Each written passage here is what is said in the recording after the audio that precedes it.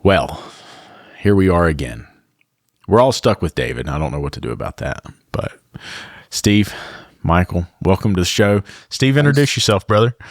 I'm Steve Schlaff. I've been started as a tech and been in the industry for about 25 years, and now I'm the COO of All Around Auto Care. We have 2 locations in Colorado with a third coming next year. Nice. Very cool. Very cool. Michael, tell us a little bit about yourself. Michael Hilzley. I am the managing partner of Auto Safety Center. We have 3 locations northwest of Milwaukee. Very cool. Very cool. So, Steve, you were saying pretty interesting. You were saying you guys have been going through some like insurance changes. I know it's not what we're supposed to be talking about, but like, what's the deal with that? There was a mix, and unfortunately, calendar wise, they all fall in the same like 2-month period a year where I have to do the workers' comp audit. Yeah. But we had to change our the company that had a great rate last year for our garage keepers and business and all that got out of the industry, so we had to redo all of that. We changed ownership of one of our buildings. Okay. Someone else bought the property, and then the struggles of just open enrollment for healthcare for a small company. Yeah. Hopefully, when we get to the 4 to 5 shop range and double or triple our participation, I can get great rates for our team. A little more comfortable. Yeah. Yeah. I don't know if you know this, and I went through this deal. I just switched insurance agents, and I've known David Corey down at IGO. They're kind of like a North Carolina repair shop insurance group. That's what they specialize in. And he came up and he looked at my numbers. I was really frustrated because I kept trying to talk to my agent about this insurance deal, right? And I would tell him things. I'm like, hey, I'm a little bit worried about this coverage. Can you explain this? Can you go over this? And he would come over and he'd be like, oh, yeah, we need to change this. We need to do this. We need to do that. I'd give him a list of cars and like, hey, I need to add this driver, remove that driver, whatever it is. And he never would do anything. And I started catching on like, hey, he's not actually doing this. And so I went to David and I said, hey, David, tell me, can you review my policy and tell me, is it right? And he said, he just like opens the paperwork and he's looking through it and he's like, so tell me, how do you feel about this $10,000 a quarter insurance audit? And I was like, dude, it sucks. Like, why do they do that? And he said, oh, you don't know why they do that? And I said, no. He said, it's because your insurance agent gets more as a commissioner, a bonus in this particular plan if they bill you more after. And he said, it's because it's a higher percentage if they get the audit wrong. And he said, so he intentionally put your numbers super low so he could earn more money on your audit. That's why. And I'm like, oh. And so I saved like $4,000 or $5,000 a year just by reporting the correct employee pay that I didn't even know I had a choice to change, but whatever. I don't know. David, how are you doing? I'm great. You don't sound great, bro. You okay? So I never there? had the heat turned back on in my office. Yeah? Yeah. So I'm cold. Okay. All right. Well, one of the big things that comes up in the groups all the time is fleet service. And so we've asked you guys to come on because you guys are really big into fleet service. You do a lot of fleet service, and we want to talk it through because I'm not going to lie, I have always avoided fleets. I felt like they were a lot to manage. I felt like they were a lot to work with. They often demanded out of me, like, hey, you need to get this moving right now and you need to get it going and I have to have this today, right? And so I often found a lot of really unreasonable expectations from some of the fleet clients. And then they had these crazy management things. I was working with GSA and they were terrible to deal with and they wanted to set the prices, this whole deal. And so I had really moved away from fleets. And I kind of watched some of the stuff y'all did and had been talking to Monique. She had talked to you guys about some of the fleet stuff y'all did. And she was sharing some of those things. And I started doing some of the things y'all have talked about with some local small businesses. Right? Not trying to get these giant fleets and pull these, medium duty trucks in and all this, but I really focused on there's some breweries in town. And I started building systems around these breweries that worked for them and worked for us. And I started working with some of these electricians and really primarily smaller companies. And I found like, hey, fleets aren't really that bad. I would like you guys to kind of walk us through some of this though. Because, Shopware's recently integrated some things that make fleets a lot easier to manage and work with. Steve, I'll start with you. how do we go about this? If a shop's saying, hey, I need to bring in some business, I want to bring in some fleets, what's the strategy for bringing a fleet in? I mean, we've gotten them a lot of ways. One of our buildings is very old and has needed a lot of work over the years. So I just have a conversation with the owner or their manager whenever they come out to do electrical work, plumbing work, HVAC, stuff like that. Right. A lot of times, they've mostly gone to contract, but I've been, reaching out to my parts suppliers, anybody that actually manages their fleet in-house or owns their fleet and, hey, who takes care of your vehicles? And then ultimately, I told my store managers, this is actually a conversation we had at lunch last week, that we need to really up our fleet count, especially at my newer store. It's only 4 years old.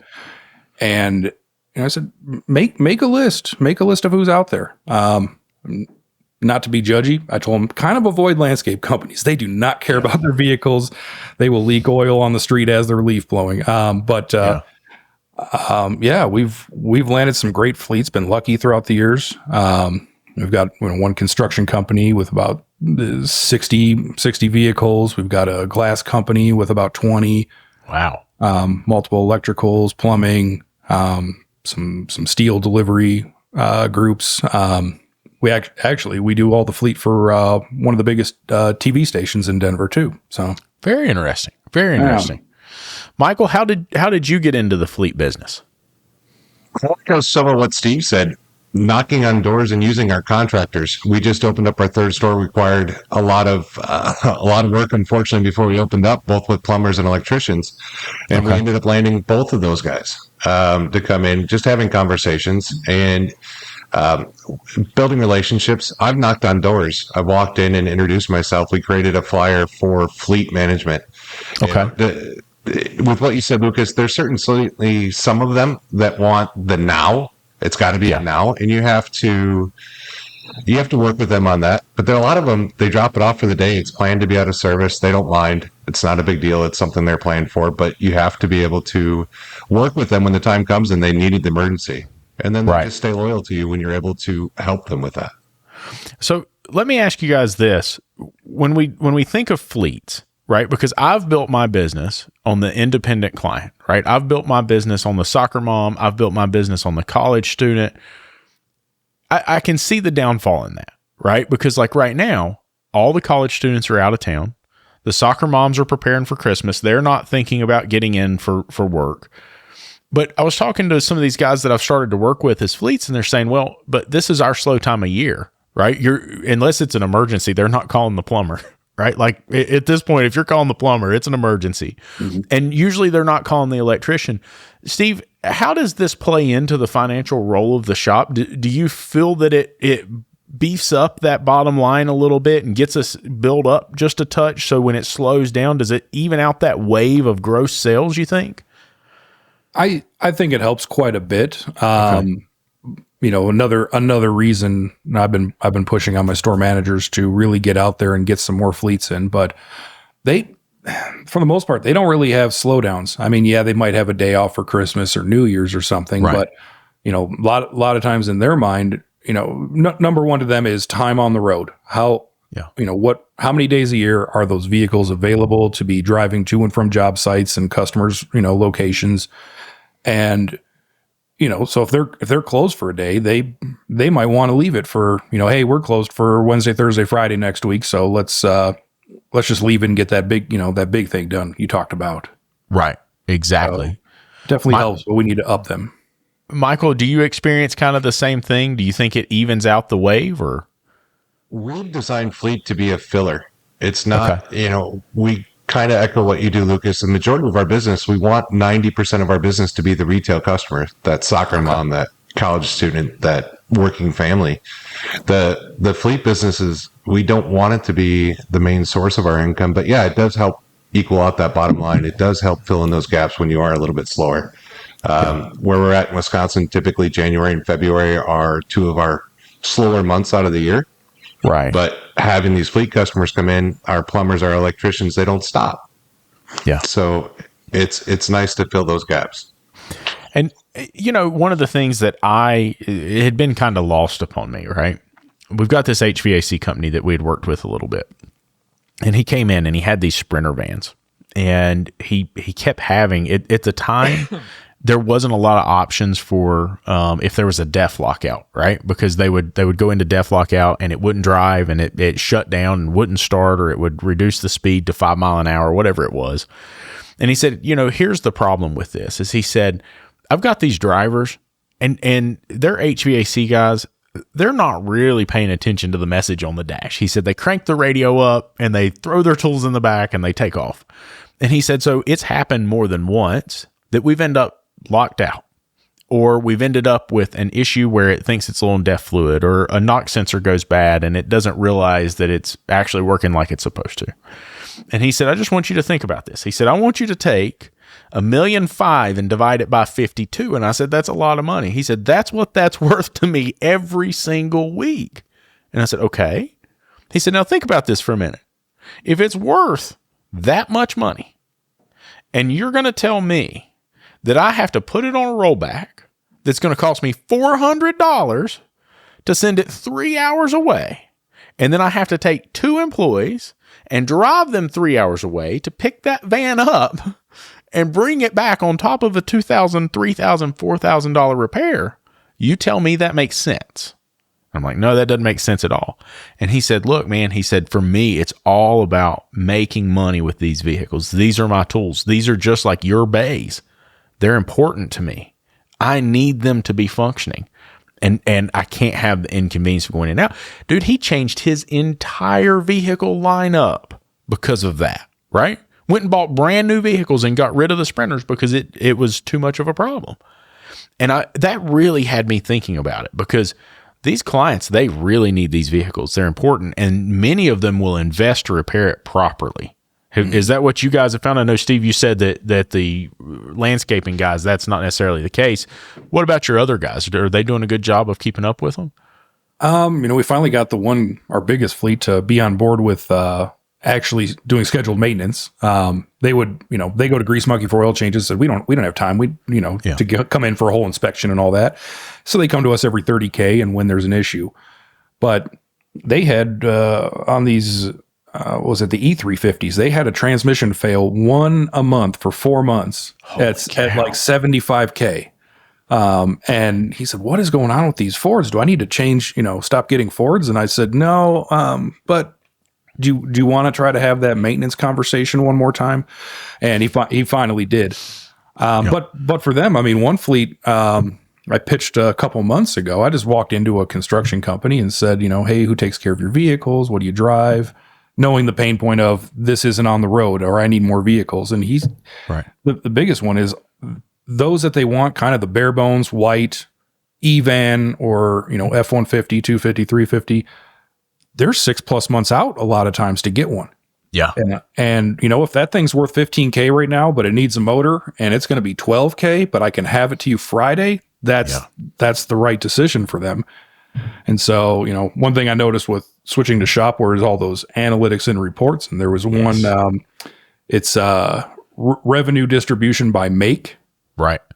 And not a lot of my regular customers drive Fords. It's just an average mix, but Ford is like 30% of my revenue across both shops, which are totally different demographics. And that's what it is. Most of my fleets drive Fords.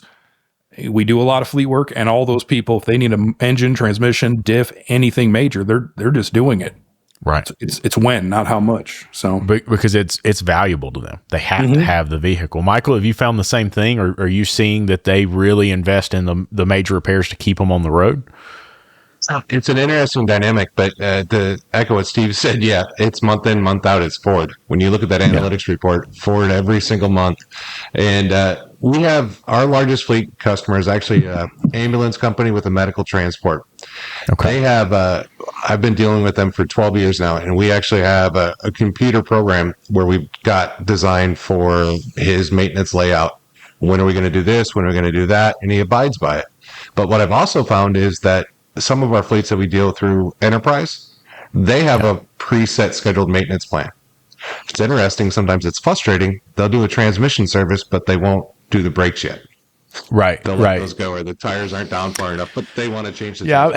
I've driven some of those cars, Michael. I'm promising you, if it's an Enterprise, I have driven some of those. I've learned my lesson. I'm an Alamo guy now, right?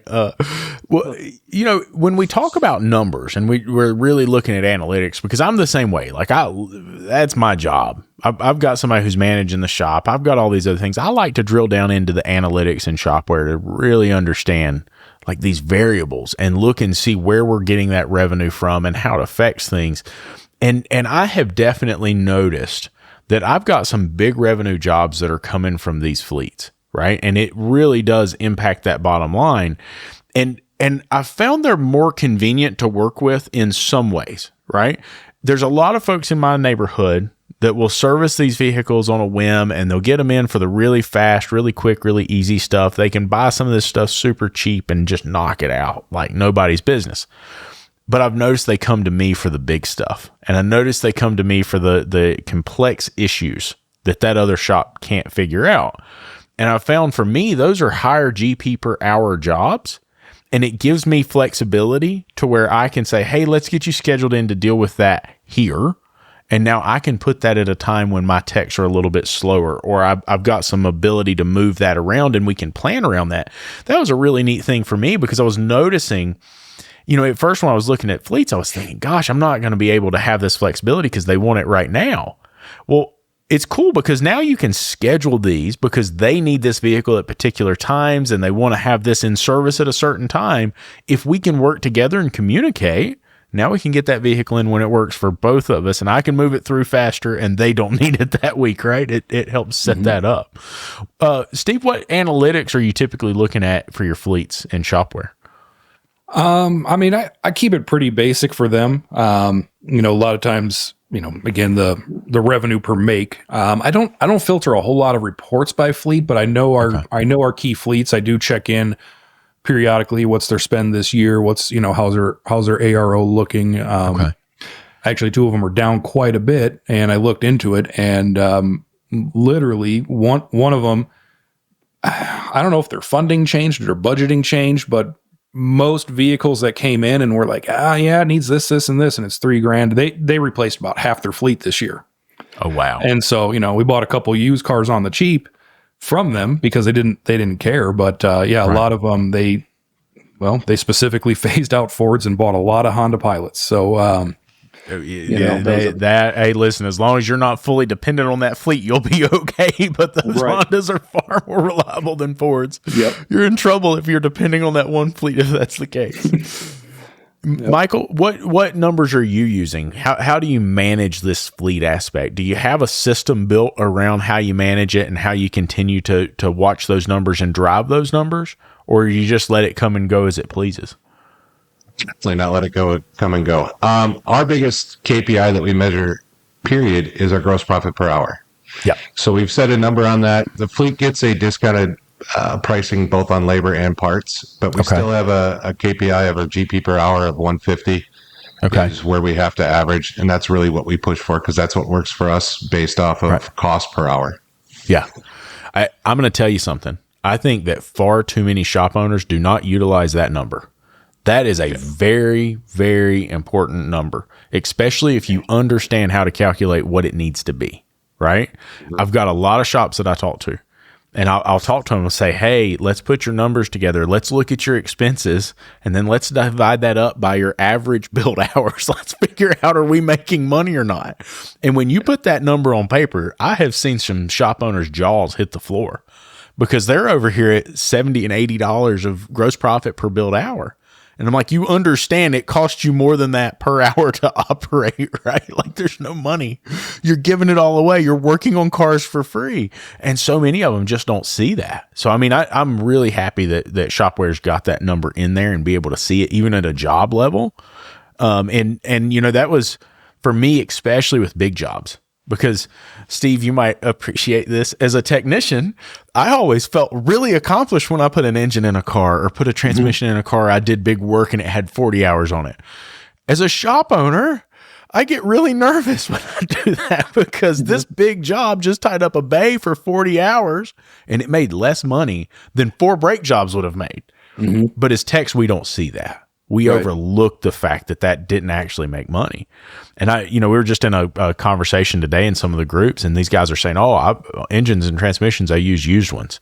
Engines and transmissions, I just mark them up $200 so I can get the sale because that's a big job. And I'm over here saying, well, are you actually making money for the 40 hours you're working on it? And it seems like a foreign concept. Do you use GP per hour in your shop, Steve?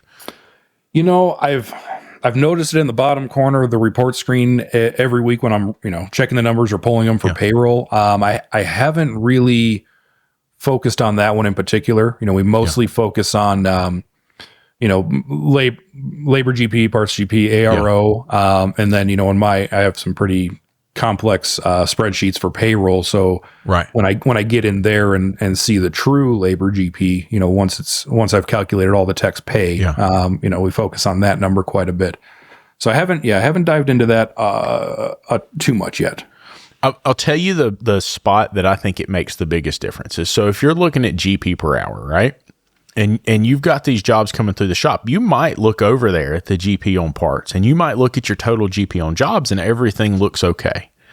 But then you find out that, hey, there were a bunch of hours. So like rear main seals, and the advisor, all they get on that ticket is the rear main seal and what they need to do an oil change. They didn't get the exhaust gaskets. They didn't get the exhaust bolts. They didn't think about the fact that those torque converter bolts are torqued to yield, and they didn't put anything else on there. And so the GP and the labor GP look great, but there weren't enough parts on the job to make that job sustainable and get us the GP per hour we need to survive, right? And so what we were finding is like, hey, if I take all of my cost and I add 20%, because I want to make a 20% net profit when it's said and done, and I take all my costs and I divide it by my average build hours, with that 20% on it, I'm 157. And I was over here at 120 and 130 per gross profit hour. And I couldn't figure out why there were times that it was a struggle. You know what I'm saying? And I couldn't figure out these waves, because it was like one week I would have money in the bank account. I did the same amount of revenue. And then another week I didn't have money in the bank account with the same revenue. And I couldn't figure out what that was. GP per hour has opened my eyes to that. And it's probably made me a little bit biased because I've stopped doing as many engines and transmissions in big work. I'm just like, man, I'm sorry, I don't want it. Take it somewhere else. I send it to Kansas City and David works on it. David, do you even look at your numbers? I try not to. They're depressing. Are they really? Yeah, that bad? It is that bad. But I mean, things are getting better though, right? Like things are starting to speed back up. A little bit. Yeah, a little bit. That was definitely an issue with fleet. When I first built my website, like 2017, I think it was, I had them build a whole section just for fleet. And I had brochures made out, and I was going to go talk to all these people, and we got some fleets, and it was awesome because we had cars, and then nobody wanted to fix anything. Everything was clapped out. They're like, can you just patch this? Can you just throw some stop leak? Can you just do this, that, and the other? And man, that just soured me on fleets. And it wasn't until way later that we picked up a few companies that were like, they don't fix everything, but when it needs brakes, they put the brakes on, they do tires, they just need the truck back. And so everything's about scheduling with them. Hey, I'm going to drop it off on Friday. I need the vehicle back Monday morning. It's like, okay, so whatever we do, it's got to be ready Monday morning for them. And if we can't, for whatever reason, the car needs a transmission or whatever, we just coordinate with them. Yep. And if it's going to be 2-day or 3-day turnaround, we just tell them. And as long as we deliver on time, they've got a credit card on file. It's super easy, super convenient. That's been fantastic. And we picked up another fleet that does, they do everything like an extended warranty company. So I got to call into the company, give them the rundown, and then they approve and decline everything. And they have a very specific type of thing that they want us to do for them. But as long as you abide by that, man, they fix whatever, as long as it doesn't exceed the cost of the vehicle. And so that's great filler work, just like you were saying. I think, Michael, right? You were saying it was filler work. I think you both said it. And it's great because sometimes you're just like, hey, I need 2 or 3 more cars this week, and the fleet guy drops off 4, and you're like, awesome. Yep. I don't have to go chasing customers. The only issue is, you remember that gal from California, Lucas? The only issue is you cannot have 90% of your business. Oh, buddy. I remember she buys this. Yeah, she buys this business. She buys this business in California. She hadn't run a shop before. She buys this business, and it is making $1 million a year in gross revenue. And she's like, "Great, I'm gonna pay whatever, however much money." She takes out a loan to pay for this business, and she thinks she's gonna get a 20-25% return on her $1 million investment, and she's gonna be making $250,000 a year, and this is gonna be just easy. Which she didn't look at her numbers. She didn't look at the customer list. And it was something like 75 or 80% of her business was coming from like 2 fleet companies. Yep, I remember that. She lost one. She pissed them off. And they all of a sudden, her business went from doing, $90,000 to $100,000 a month to $40,000 a month. And she had no idea what to do. And it's like, hey, let's look at this customer list. What's your customer list look like? I've got 400 customers on this list. You've been in business for how long? Oh, 10 years plus. You have 400 customers? How's this possible? It's like, well, most of my business came from this cable company. It's like, you should have been kissing their ass every day. Right, whatever it takes to keep puckering up every single day. There was donuts one day and pizza the next day, and it was whatever to keep that fleet manager happy.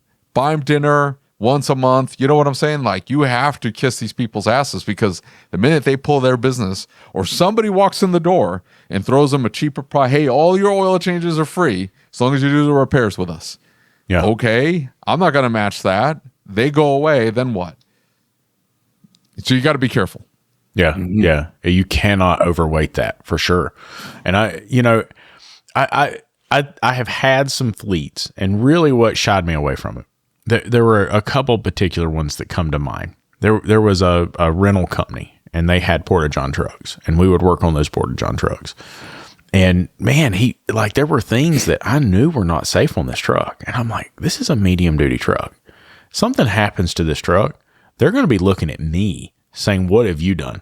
And I will never, as long as I live, forget. And David's been here, so he knows the corner I'm talking about. Like right down the street from the shop, we're on a 4-lane highway, 55, 60 mile an hour. And there's sharp turns everywhere, right? We're in the mountains. And so right down the street is like this hairpin turn. And I've got one of their trucks out, and I'm going around that turn, and the gearbox is bad in the truck. And I'm going around the turn, and when I do, it jerks the steering wheel out of my hand and takes me across the lane into oncoming traffic in this truck. And so I like clean my britches, and I like limp the truck back to the shop, and I call him. I'm saying, dude, we have got to put a gearbox on this truck. This is going to get somebody killed. And he said, I'm not worried about it. The driver knows it does that. Don't stress it. And at that point, I'm sitting here thinking, I'm not going to be complacent to that because I want your money, right? I have a professional obligation to repair this vehicle properly. Steve, have you ever ran into something like that with fleets where they're so price conscious that they're letting safety things go? Do you have to either put your foot down? I mean, how does that work? It's actually something, it's not really fleet specific, but kind of along you were saying what David just said a little bit ago. We have 2 very different demographics between our 2 locations. It's about 2.5 times the average household income at one location versus the other. Only an hour drive apart too. But so with that, we do see quite a bit of rough vehicles, and we're very customer service focused. However, we do not have a problem when it's right to part ways with a customer, whether it's a fleet or a regular customer, and just explain, what, I don't think I'm the right shop for you. Right. And so what we've done for years, whether we were with Shopware, Protractor, even, don't get me started on, before that, we've always used Auto Vitals for our DVI. And every single section on all of 6 different inspections we use, depending on what the visit is, they all have at the very end of each section is vehicle unsafe to drive. Right. And my text instructions are, if there's anything that comes up that meets that criteria, you just click that in the comments. You literally just type that part. So you'll click that and type ball joints. Dude, hey, listen, I'm ready to run out of the room. We're redoing our DVI. I'm ready to go down there and tell my manager right now, put that on there. I like that. So it goes on the ticket, and it's a can job, all this verbiage, a nice extra line for the customer to sign and all that. Mm-hmm. And they do need to sign that. But we basically explain it as, we would love to be the ones to fix this for you. However, anybody can. But going forward, I'm not going to schedule to put one of my technicians behind the wheel of your vehicle until this is taken care of. Right. And so Auto Vitals puts that on the Rex and Shopware. We make a second one to put on the body so they can sign that. And then we put it as their top reckon in red. So when you're setting a new appointment, that's the first thing that comes up on the screen there is vehicle unsafe to drive. You can look and see it was, rear brakes, whatever it is. But, if you don't, if it's a budget issue, I offer Synchrony, I offer Affirm. Every once in a while, we'll do a little something in-house just to make sure you are leaving safe. Right. But it's okay to part ways with a customer that doesn't want to take care of their vehicle the proper way. Steve, let me ask you this, because I have found that technically minded guys or gals, people who have worked in the Bay, have a whole lot easier time saying that than some other owners that I've worked with in the past. Do you think that your experience as a technician, as somebody who's been in that Bay and seen that, makes that easier for you? I mean, I think it does for me, because I look at that and I say, hey, listen, I can understand the gravity of this situation, right? I understand what this could do, and this car passes my wife and kids on the road, passes my dad, passes my family. I understand the gravity of this. Mm-hmm. Do you think that makes it easier when you make that call? I'm not really sure if it's tech minded or not. I mean, I think they might understand the severity of the situation more than an advisor. Right. Sometimes you can say this is not safe to drive because of X, Y, and Z. And, your salesman might say, what does that do? Right. But cause I've seen some weird stuff over my time. I pulled one in for an LOF as a tech a long time ago, and I crashed it into my lift. Holy cow. So I get in, I make my maneuvers and stuff. And then, I realized this thing does not stop. And so I hit it in reverse real quick. I hit it in drive back and forth, and then pulled the e-brake. And I went and told the customer, and he goes, oh yeah, I forgot to mention that. Yeah, this thing, you have to use the parking brake. Oh man, so you're slowing down from highway speeds with a parking brake. So it was. I'm going to tell a story on my shop, and I probably shouldn't, but dear Ryan Jackals that works for us came from a kitchen, and Ryan is probably the best technician I have ever met in my entire life, and he still catches a lot of flack for this. Ryan had gone and bought a brand new Snap-on toolbox, $17,000 box. It's in the front of his bay, and we send him to get this Acura. Now, the deal was the client had started to do their own brakes and found they were over their head. And so I had told Ryan, I said, this car has no brakes. If you want me to come push the car in, if we need to tow the car in, whatever we need to do, we'll do. Ryan goes to the car, and he said, it felt like it had a pedal, and I pushed the brakes, and it slowed down. Dude, he slams that toolbox. I mean, he turns it into a U 2 days after he got it. I mean, it is literally 2 days. And I've got a video of him on camera just putting his hands up over his face like this in the car after he hit the toolbox. And I said, why did you do that? And he said, Lucas, it had brakes. And I said, Ryan, pick it up. And he picks it up and he takes the wheels off, and there's no rotors and there's no calipers and there's no brake lines anywhere. And I'm like, I do not know how you felt that car slowing down, but it was not the brake pedal. There was no chance.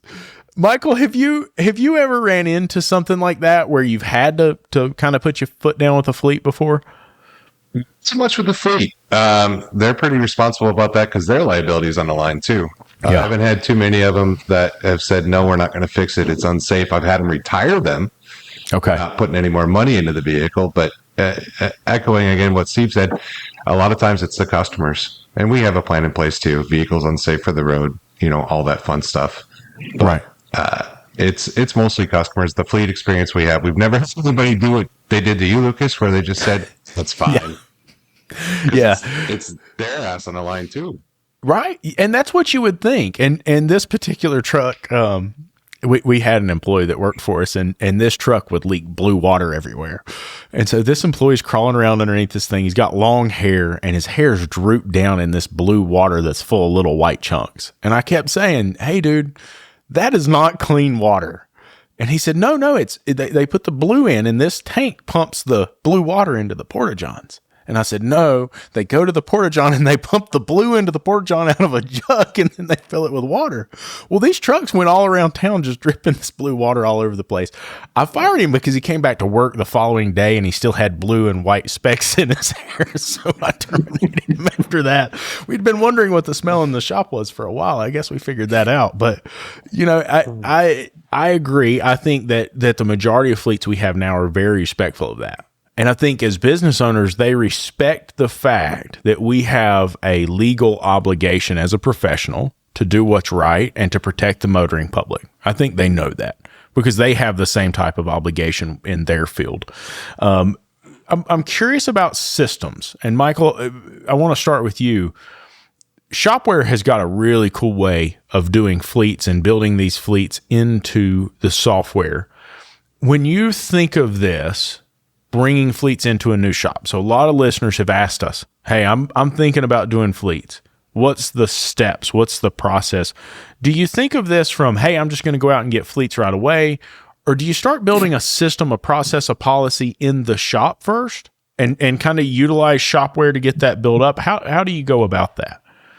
Well, you have to have policies and procedures in place for everything you do. Of course. So our policy with them is, like I kind of mentioned earlier, is we have reduced pricing for them. We have strict parts markup and labor for them. We have a reduced warranty for them. Like we do a $550 on everything retail. Okay. For our fleets, it's $224. Okay. We have a labor bump that we use for retail. We don't do a bump on the fleet because typically for us, the bump is more to accommodate for rust where we're at. Right. And our fleet customers have a ton of miles on their car, but they're usually our vehicles, but they're only usually a few years old. So the rust isn't terrible. Okay. But it also helps us stay more cost effective with what we're doing to get those businesses. Okay. Shopware's lovely with the fact that I can put in there a fleet rate. So it chooses it for the customer. The guys can do that very easily. Okay. I love the layout with Shopware as far as having the contact information in there, who the driver is, fleet. If they're tax exempt, I can put everything in there. Right. And kind of manage that. Now, the newest thing that's out there right now is bulk pay. And I've been using it for not just fleet accounts, right? I've got some other accounts that they'll come in and maybe they have 2 cars here at one time, or maybe they have 2 tickets open, that kind of thing. We never let people leave without paying, but it might be that, hey, I'm bringing in my other car, and so now I have your other car. Hey, can I just pay for both these at the same time? That is really cool. And I know that some other products offered something like that years ago, but this is pretty impressive. Steve, have you been using that recently? What do you think about it? We've only had a couple chances to use it. One that we do is we have a body shop right next to each shop that we have a good relationship with, and the one by my one location was bought by a corporate company, so we had to set up all this stuff with their home office in New Hampshire or something like that for billing. Right. Where the guy used to just bring us a check every time he came to get another vehicle, and it's mostly alignments every once in a while, a mechanical thing. Yeah, but just about 2 or 3 weeks before we went live on the early access or beta, whatever you want to call it, of the bulk pay. Yeah. I'm looking at my payments every day and I saw we had $700 in checks, but this says we have 28 checks from today. And, turns out it was one big check and applied for an alignment or odds and ends on that many vehicles. So it does make it quite a bit easier. Especially if there's a lot of room for error when you're paying, you get a check for $1,500 or something and you're paying $28.95 on one ticket and $69.95 on one, and you're trying to apply that to 20 plus tickets. There's a good chance at the end of the day that one check that my bookkeeper's going to cash is not match what Shopware shows. So the bulk pay is good. We've used it a couple times. It's also going to enable us to do something I've wanted to do for a long time. It's always just been standard since before time to put all these fleets on Net 30. Right. I don't particularly like that. Especially one, I have one that does, a lot of times they're, a couple $100, but a lot of times it's $8,000, $10,000, $12,000 jobs. Yeah. 30 days is a long time to wait on that. Yeah. Especially I don't do net 30. Screw that noise. every single ticket is 30 days out from when they pick it up. And so what I like, especially they're bigger companies with their own, accounting and billing department is, I'm going to send you an invoice on the 1st for everything we did for you last month. Yeah. And, I just payments due by the 5th or 6th, something like that. And so it's very easy to, get that. So I like the bulk pay. It's good for posting payments, but I like the idea of, I think a new feature with that was consolidating, an AR report per customer. Yes. And so the ability just to say, go into AR, type in that one fleet's name, select all, send. Yeah. And they get that. And if they, then we'll get a check for, 20 grand a couple of days later, select all, post. And it's great. So, my biggest failure as a leader and probably the reason that I would never be a decent MSO is because I like to meddle. David picks on me all the time because I'm always messing with everything and I'm changing everything and I'm changing and bending the rules and I make all these different things. And so it sounds like you guys have a really solid system set up. Do you use Shopware for the base of that? In other words, do you build a system? Because, it's like Michael was talking about. I can go ahead and set the pricing. Right. And there's no need to adjust the pricing. There's no need to say, hey, I need you to go give this guy a 10% discount and this guy gets a 5% discount. That's what I would do. I'd be over here. I like that person more than this person. So I need to adjust this a little more than that. And hey, lower those prices down because I don't like that guy, And so is that how you manage a consistent experience across all the shops? That's, and like right now we're doing this tire special. And I told my guys, I said, hey, you need to make sure you're profitable in doing this. And they said, oh, well, while we're doing the special, we'll change this price and we'll do this. I said, no. You're going to mess up and you're going to change a price and you're going to give one person one price. You're going to give another person another price and you're going to make us look like assholes. Mm-hmm. And so is that how you manage this to where you have consistency across all the shops? It's pretty consistent. I do wish, I came from Protractor. We were about 3 years with Protractor and now we're just wrapping up our 3rd year with Shopware. Okay.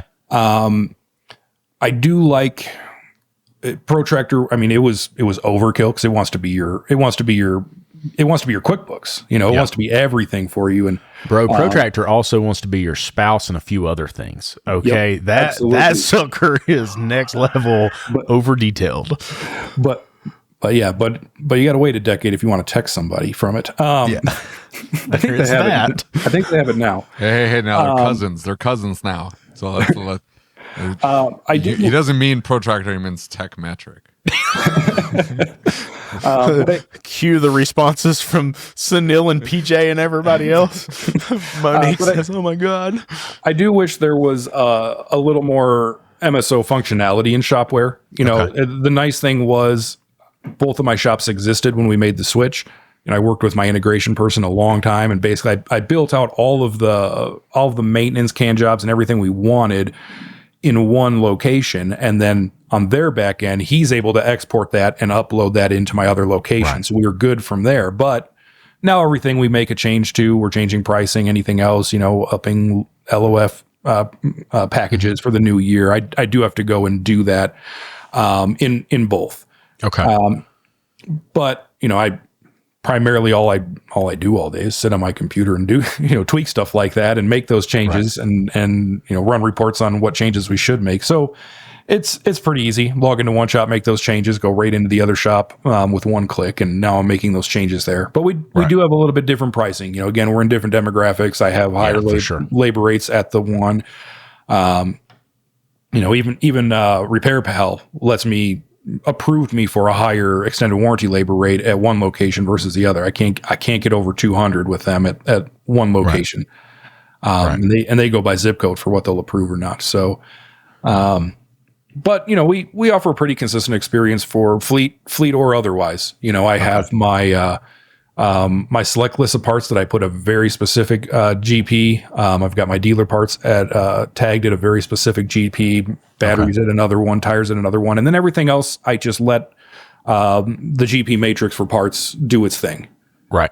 Okay. So, Michael, what about you? Are you seeing something similar to that as far as building that consistency, especially with fleets, right? Because I was talking to a gentleman a while back, and he was talking about the effect of, hey, I work with one fleet. I have shops across multiple cities, and those fleets move back and forth between the cities. And so he said, oftentimes I'll have this one in this shop over here.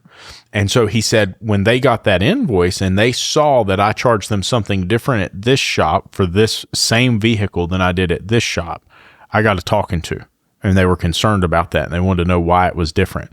I would just like to have somebody in accounts payable that paid that much attention, right? I've paid bills that I didn't owe, but either way, they were noticing those things. How do you build consistency in your shop for the fleets?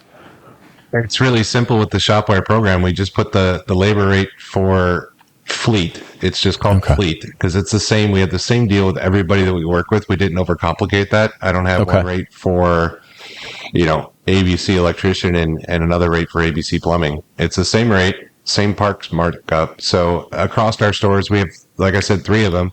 2 of them are in the same city and one's in a different area, but they have the same pricing for them. So if they fluctuate and they go, because we have plumbers that do that, we have electricians that do that, we have an ambulance company that uses multiple stores, they have the same rate, and it's really easy for everybody at that point in time. Yeah, for sure. And I think that makes it easier for you as well, managing those numbers and knowing where they're at. Now, guys, let me ask you this, Michael. I'll ask you, since you're the one speaking right now, is when it comes to these fleet agreements, are you having an agreement with them? Are you putting something on paper saying, we'll do this for you, here's what we expect from you? How do you do that? Or you just say, hey, we'll give you a better deal, come on in? Most of it's handshake, and we sell the discounted off of retail. I don't get into numbers, generally speaking, like what you're going to pay. I have one fleet customer that I've had for a dozen years. He knows exactly what his labor rate is, and he knows exactly what I mark up the parts to. But that's a long time customer, and that's a long time experience. But most of the time we sell our service. We do offer them, and we do stress that if you want same or next day service, we'll make that happen for you. It can't be a constant thing, but when you're in a pinch, we'll be there for you. Yeah. With the 3 locations, especially 2 in the same town, we'll get you into one of our stores right away. We'll get the ball rolling. We market our techs and we market our service more than the pricing. I like that a lot. I really like that. Because, I think it gives you the chance to set yourself apart from everybody else. Now, are you doing one of the things, like I was working on a particular government entity vehicle, and they don't like it when you talk about them. But I was working on a government vehicle or a group of government vehicles, and they hated it when we did DVIs on their cars. They did not want to know. They didn't care. They didn't look at them. And they didn't want you to say anything about what that car needed. Michael, are you doing DVIs on their cars, on the fleet cars? Yeah, on everything. Every single car, a 300% rule, right? 100% of the cars, 100% of the time, 100% priced out and presented. It doesn't matter. We have exceptions to the rule that apply to both retail and fleet, depending on the frequency of the visit and things like that. But everybody gets a DVI, everybody gets it emailed or texted to them, however they prefer it. Got it. But yeah. Steve, what about you? Are you doing DVIs on all of them? Yeah. Yep. We do a DVI and everything. We do. Part of the reason I have 5 or 6 of them is we do cater to what your vehicle goals are. Yeah. If you want bare minimum, I have a visual inspection. Now we still shake everything down. We measure all the brakes, but my techs are instructed when you see a leak, you take a picture, and my actions in Auto Vitals are literally the fluid types that it could be. Yeah. Because those are people we feel obligated to service them, but we know they're not interested, and that's actually a CYA thing. I had a guy that did nothing but oil changes for 3 years and then claims his puddle was our fault. And I said, I took pictures of a soaking wet timing cover three visits in a row. Right. And so it's the CYA. But yeah, we do the full inspection. We try to have all the conversations about what are your goals with this vehicle. I can only care about your vehicle as much as you do. Yeah. Absolutely. And as a tech turned owner, and the person who was on the front counter and the person who was working on the car for the longest time, I really struggled with that. I'm not going to lie, because especially with some of the fleets, and I think that's what turned me away from them initially, is because I felt like my job was to repair this vehicle and get it right. I didn't do a very good job with, hey, this is your vehicle. I'll maintain it how you want it maintained. And so I kind of got in this mindset, and I don't think it was right. Don't get me wrong. I'm not sitting here saying it was the right thing to do, but I got into this mindset that, hey, this is broken. If you don't want to fix it, man, just stop coming here, right? Because I've fixed broken cars. My job is to fix this and make it right. And I think for a while I lost sight of that. At the end of the day, it's still their car, and we still have to fix it the way they want it fixed, and we need to meet their goals. So I think it's very important to have that conversation, have that sit down discussion of what it is that you want. Now, is that something you do with your fleets when you bring them in? How do you do that? I mean, we treat them a little differently, but for the most part, it's just another customer. Okay. You know, we're in the business of building trust and creating relationships with these customers. Correct. And, you know, fleets can just be a lot more worthwhile. You know, you have a customer come in that buys everything, you make a great relationship, and okay, their household has 2 vehicles. You're getting 3 to 5 visits a year now. Right. You do the same thing with the fleet, you might be getting 60 to 100. Yeah. And it's still just one person you're making that relationship with. For sure. But the way I phrase it too, I try not to make it sound like, are you the right customer for me? What are you buying? What I'll tell them is, what are your goals with this vehicle? If you're going to replace this in the next year, it's a waste of your money to do a transmission flush. Yeah. You're not reaping the benefits of this. You know, it's not going to prevent something, you know, in the next 10,000 miles over the next year, most likely, of a catastrophic failure. But if you're going to keep this for 3+ years, you 100% benefit. So if you want to, I tell them, it's the same line every time. If you want to keep this vehicle on the road for a long time still, it's my job to make sure you don't miss any due by mileage services and you don't spend $1 on something that's not due yet. Yeah. Yeah. I agree. And we're really kind of morphing in that direction and taking that aspect. Michael, what about you? Are you doing the same thing, or are you having a more detailed conversation to make sure you're meeting the fleet's expectations? My experience has been the fleets tell you what their expectations are. Yeah. We're going to replace this. Like, we just had a police department that we service say, we're finally getting our new squads. Let's just make sure it's safe for the officers. We're not going to do too much. Let's keep it on the road because they're all going away. Yeah. And then the same thing with like an ambulance company we service. They're having a really hard time getting their transit vans and even new squads. They're years off from where they're supposed to be. And so he's told me, I've got to spend the money on this. I've got to keep it on the road. I don't have an alternative. But my experience has been they share with you what they want. They tell you what they want. And it's without even asking, because they need their expectations taken care of. So I'm going to tell a little story. And I think David's got a story about fleets. One of the things that I find interesting about fleets is that there's the management of the fleet, right? And so is that a fleet manager? Is that the owner of the company? Whatever it may be. And then there's the driver of the car, right? And I will never forget, there was a particular law enforcement agency which came to my shop very frequently, and we took care of all of their cars. And this agency hires ex-DOD employees, and these guys are intense. I mean, like these are like special forces guys, and they are very intense people. And they had hired a new employee, and this new employee was, buddy, he was intense, to say the least. And he carried himself, right? Like, you just knew you didn't want to mess with this guy. And so we had finished the car the night before, and it was a Crown Vic, and the wheel bearing had failed, and they kept driving it, and it almost cut the axle in two. So I got a new axle, and I got the wheel bearing, and I flush everything out, and put the new axle in it, and I send him down the road, and he calls, and he's very upset the following morning. And I said, is everything okay? And he said, this car. And I said, okay, tell me what's going on. He said, I'll be there in a minute. And he slams the phone. Like, you can hear him throwing the phone through the car. He didn't even hang up. And he's like cussing in the background. I'm like, oh my God, what are we getting ready to get into here? And so he comes in, and this man comes in, and he looks disheveled as all get out. I mean, he looks like he's in bad shape. And I said, what's going on? And he said, Just come out here, I'll show you. And I'm thinking, what have we done? And I go out, and the passenger side back window. Now, this is his supervisor's Crown Vic. The passenger side back window is blown out. The bars are knocked off the windows. The entire door is like ballooned out the side of this Crown Vic. And I said, I don't think we did that. He said, oh, no, you didn't do that. I said, what happened? He said, man, I got this call that there was a car on fire in the middle of the road. And he said, I was getting off work in 30 minutes. And he said, so I get there, and this man's standing in the middle of the road, buck naked, watching his car burn. And he said, so I went up to him, and I said, look, here's the deal. I have to put you in handcuffs. You're going to call somebody to come get you. I'm going to send you home. We're going to say your car caught on fire. And I'm going to go home, and you're going to go home, and everything's going to be okay. And he said, okay, not a problem. He said, I put him in handcuffs, put him in the back of the Crown Vic, shut the door. He said, I turned around and I was talking to the guys from the fire department, and he said, they started laughing. He said, when I turn around and look, he's busted the back window out of my supervisor's car, and he has taken off running through this field, jumped a barbed wire fence, and he takes off. And he said, and at this time I'm realizing, man, he's got an odor about him. There is something really odd with this.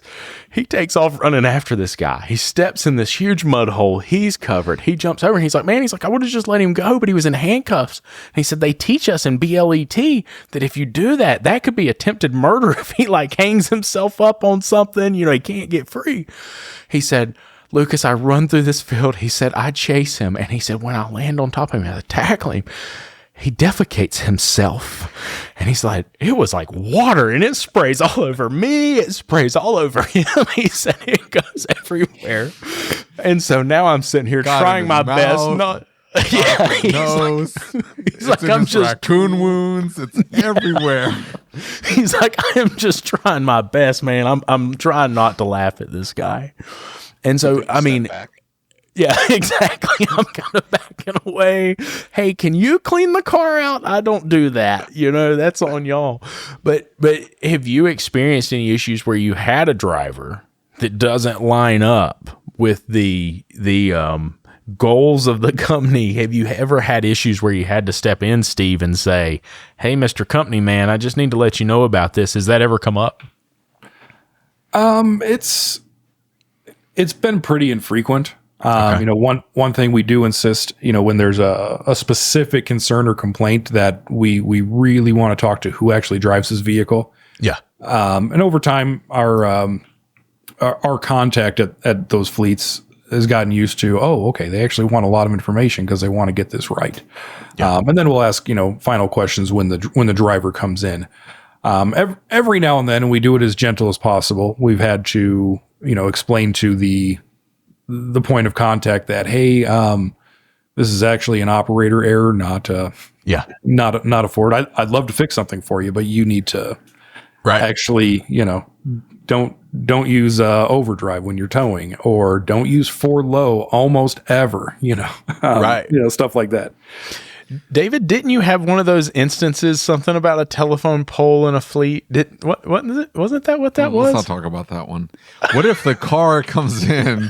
What if the vehicle comes in and the driver drops off the vehicle and it reeks of weed? It stinks to high heaven. Bro, stinks in Colorado. Every vehicle stinks to high heaven. No, what are you talking about? Listen. I get that in Colorado, everything stinks like weed, but the fleet vehicles cannot smell like weed. Like, the guy cannot come in high. Yeah, drop off car.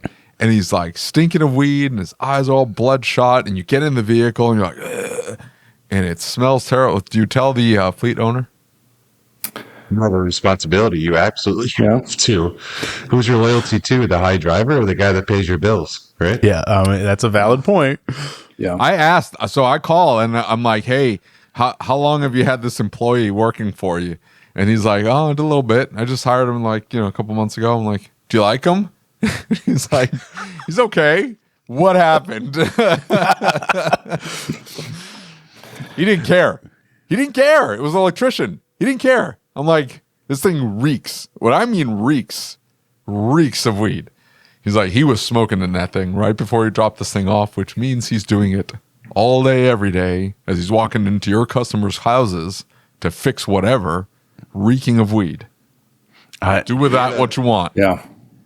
We actually had a story like that at one of our shops a few years ago where it was a construction company and the guy pulled into the parking lot, sat there, fell asleep for a little bit. I went out there, knocked on the glass. He didn't move, but I saw some paraphernalia in his lap. So I called the police. Turns out he was doing heroin in our parking lot. Oh my God. Oh, so this wasn't like, it was a blunt. No, this was a hard stuff. The hard stuff. He was supposed to be coming in to get a tire repaired. Yeah. So the police showed up and he's like, yeah, I'm here to get a tire repaired. No, what are you doing? They had like 2 warrants. They took him out. Holy cow.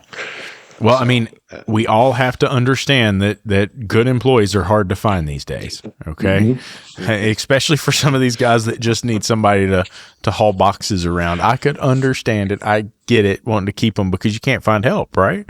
But I think you're right. I think we do have a bit of an obligation to the owner of the vehicle to make them aware.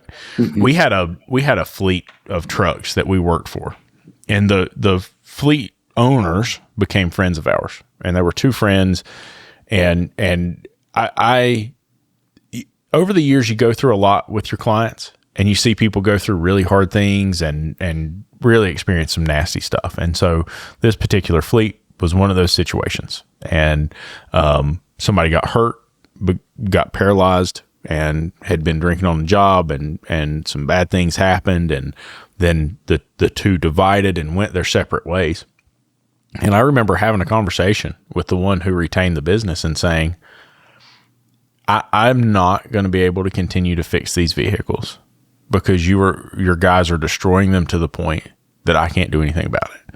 And they've got to the point that they call me personally on my personal cell phone to come bail them out of trouble over and over and over again. They're destroying the vehicles. I can't maintain them. I can't keep up with them. They're telling you that they're doing the basic maintenance on the vehicles. They're not. I can't continue to do this, right? Because it was turning into a situation where they were saying that I was doing repairs to vehicles that I wasn't even doing. And I'm like, what? I didn't bill you for this. Well, they said they just stopped by and you plugged that tire. They said they just stopped by and you threw in an oil change. No, I didn't do that. Well, you didn't put oil back in the truck when you did it. Come on now. Like, that's not even in line with what we do here, and you know that, right? And so I've had some interesting situations over the years that have popped up and have impacted those relationships. And I think that comes back to exactly what David said. Never, ever, ever depend on one fleet for your entire business, right? Mm-hmm. Not even 2, not even 3. I think customer pay work that is not fleet should be what? Do you have a percentage that you would think of, Steve? I'm thinking 60, 70%, and the rest could be fleets. Is that in line with what you'd think? I don't really have a target. I mean, I would say we're closer to like 10 to 15 on fleet right now. Yeah. Not in car counter, but revenue. I don't really have a target as long as you are, the opposite of what, the story you said about the shop in California. Yeah. I wouldn't care if I was 80% fleets if that was 100 different fleets. Yeah, diversified. Sure, even I lose my biggest one at 65 vehicles, I still have a lot of fleet clients. I mean, we probably have big fleets that are there regularly, like at least one vehicle a month. Probably around 30 to 40 between the 2 stores. Okay. So it was, and Michael, I want to ask you the same question. Do you have a target? Do you have a number? That our biggest number is the gross profit per hour. As long as that makes sense, I don't care if we average about 10%, very close to what Steve was saying. Okay. Every month fluctuates. It could be 5, could be 15, depending on what the retail side of things are. But it's got to be profitable for us. It's got to make sense dollars and cents wise. That's the biggest thing for us. I could never see us going to even 50-50 fleet though. Yeah. That's not where our bread is buttered. Yeah, for sure.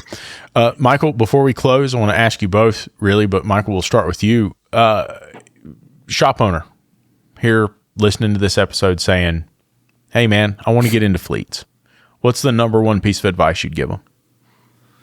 Have a process in place. Set your service, set your standards. be smooth, be listening. It's just like a retail customer. You listen to their wants, their needs, and back it up. If you tell them you're going to do something, let your yes mean yes and your no mean no. I love that, dude. To be honest. Yeah. That's honest. Dude, I love that. Steve, what about you? What's your piece of advice you'd give? Just like any other customer, build the relationship, find out what their goals are with their fleets, adjust their expectations when what they think is going to happen is not realistic. And just maintain those relationships with them, build the trust, have a good point of contact. And again, do not with them or any customer, don't be afraid to have the conversation of, I just might not be the right shop for you. Amen, buddy. Absolutely. Yep. Absolutely. Thank you guys so much for being here. Absolutely. All right. When he ends this here,